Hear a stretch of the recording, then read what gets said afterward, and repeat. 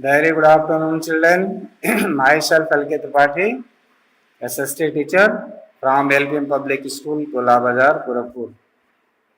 Dear students, today we are going to discuss about History Chapter 4, that is Tribals, Dikus, and the Vision of a Golden Age.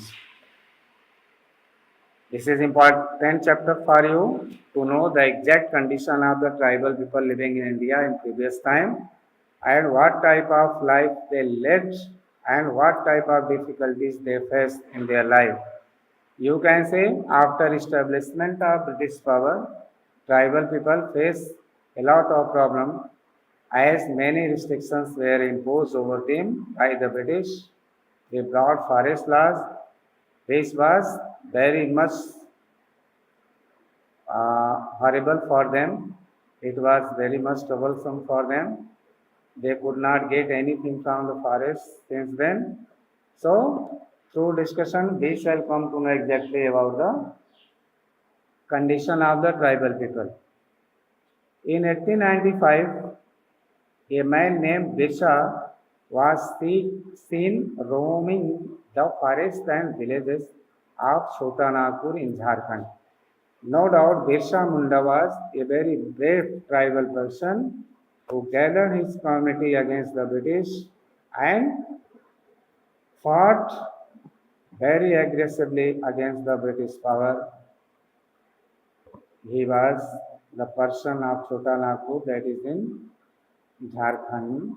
People said he had miraculous powers. He could cure all diseases and multiply grain.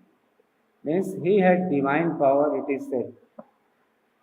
He was purely Vaishnavite, extremely believed in God and goddesses.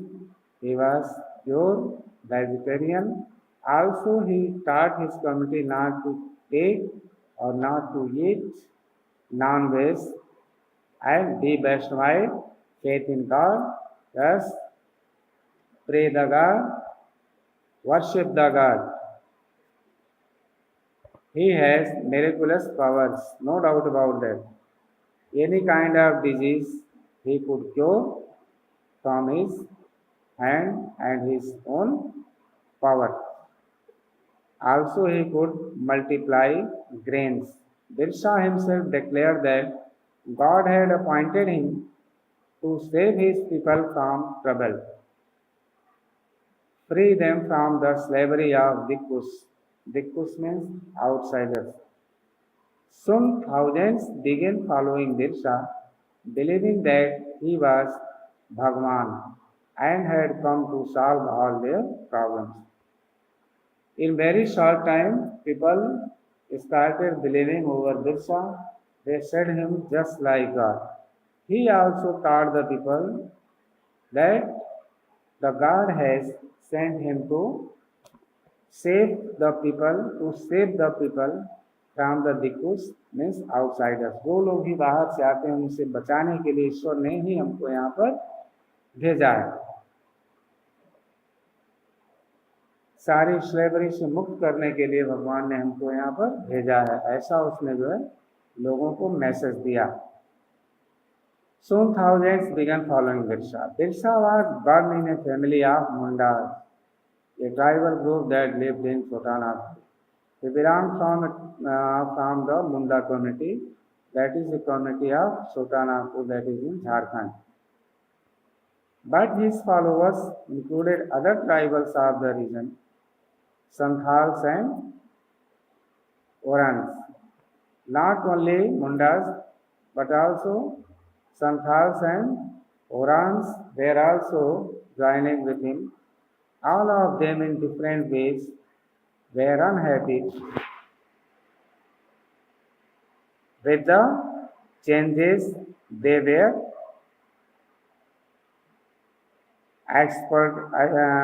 experiencing and the problems they were facing under British rule.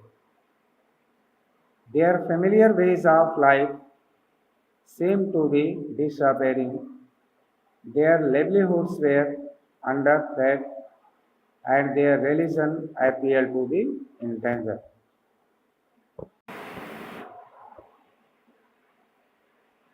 What problems did Birsha set out to resolve? Who were the outsiders being referred to as Bhikkhus? किस तरह के problem को set out किया बिरसा ने resolve करने के लिए?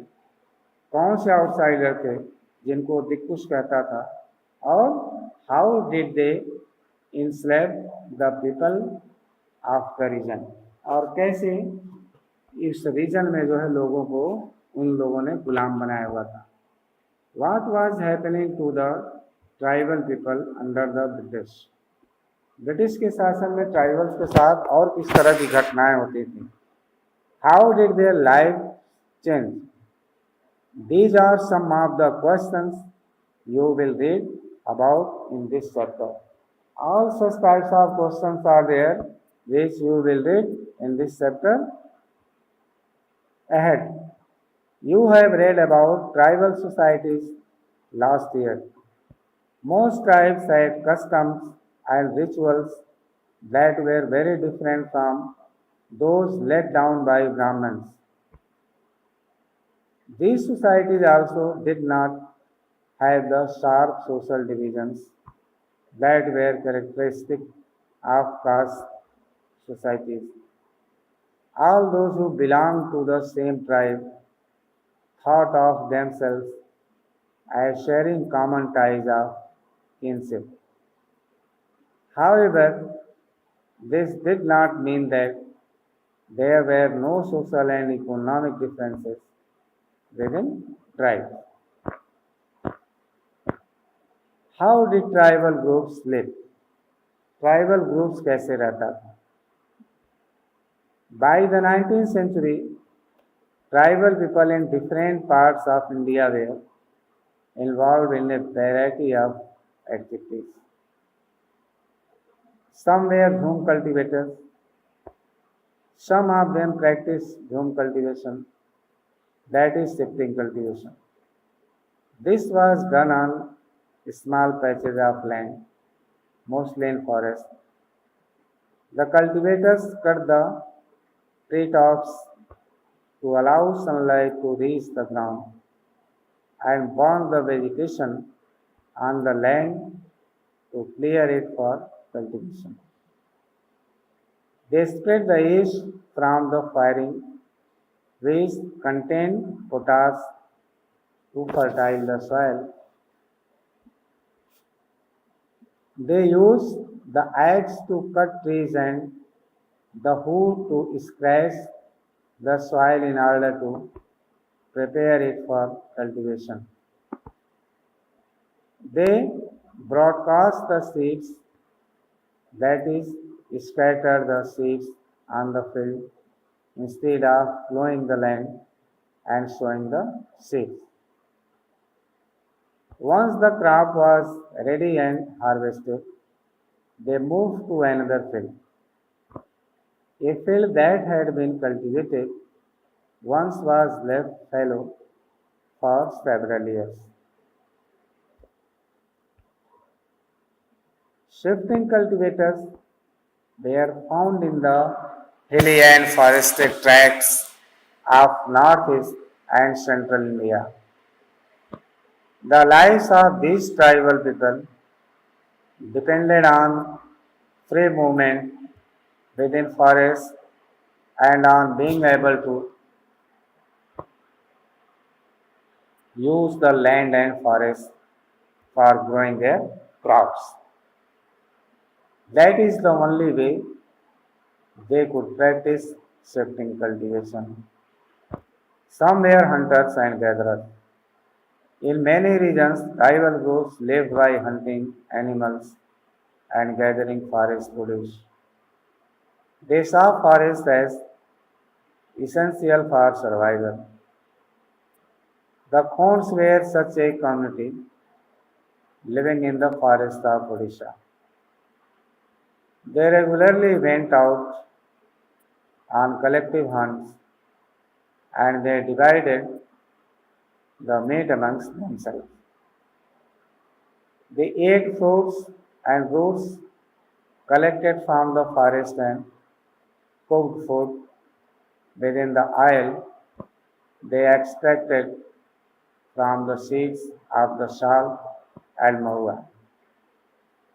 They used many forest shrubs and herbs for medicinal purposes and sold forest produce in the local markets. The local weavers and leather workers turned to the phones when they needed supplies of kusum and palas flowers to color their cloths and leather. From where did these forest people get their supplies of rice and other grains? At times, they exchanged goods, getting what they needed in return for their valuable forest produce. At other times, they brought goods with the small amount of earnings they had. Some of them did odd jobs in the villages, carrying loads or building roads, while others labored in the fields of peasants and farmers. When supplies of forest produce shrank, tribal people had to increasingly wander around in search of work as laborers. But many of them, like the Begas of central India, were reluctant to do work for others. The Begas saw themselves as people of the forest who could only live on the produce of the forest. It was below the dignity of a Baiga to become a laborer. Tribal groups often needed to buy and sell in order to be able to get the goods that were not produced within the locality. This led to their dependence on traders and money lenders. Traders came around with things for sale and sold the goods at high prices. Money lenders gave loans with which the tribals met their cash needs, adding to what they earned, but the interest charged on the loans was usually very high. So, for the tribals, market and commerce often meant debt and poverty. They therefore came to see the money lenders and traders as evil outsiders and the cause of their misery. Some herded animals. कौन थे ये लोग? Many tribal groups lived by herding and rearing animals. They were pastoralists who moved with their herds of cattle or sheep according to the season. When the grass in one place was exhausted, they moved to another area. The one Gujars of the Punjab hills and the Lambadis of Andhra Pradesh were cattle herders. The Gadis of Kullu were shepherd and the Bakarwals of Kashmir reared goats. You will read more about them in your history book next year. Some took to settle cultivation. कुछ लोग settle cultivation में अपने आप को engage किए. कौन थे? Even before the 19th century, many from within the tribal groups had begun settling down and cultivating their fields in one place year after year. Instead of moving from place to place. They began to use the plow and gradually got rights over the land they lived on. In many cases, like the Mundas of Sultanapur, the land belonged to the clan as a whole. All members of the clan were regarded as descendants of the original settlers who had first cleared the land. Therefore, all of them had rights on the land. Very often, some people within the clan acquired more power than others. Some became chiefs and others followers. Powerful men often rented out their land instead of cultivating it themselves. British officials saw settled tribal groups like the Gonds and Santals as more civilized than hunter gatherers or shifting cultivators. Those who lived in the forest were considered to be wild and savage. They needed to be settled and civilized. How did colonial rule affect tribal lives? The lives of tribal groups changed during British rule. Let us see what these changes were. This we shall discuss in the coming time. Till then, goodbye and good luck.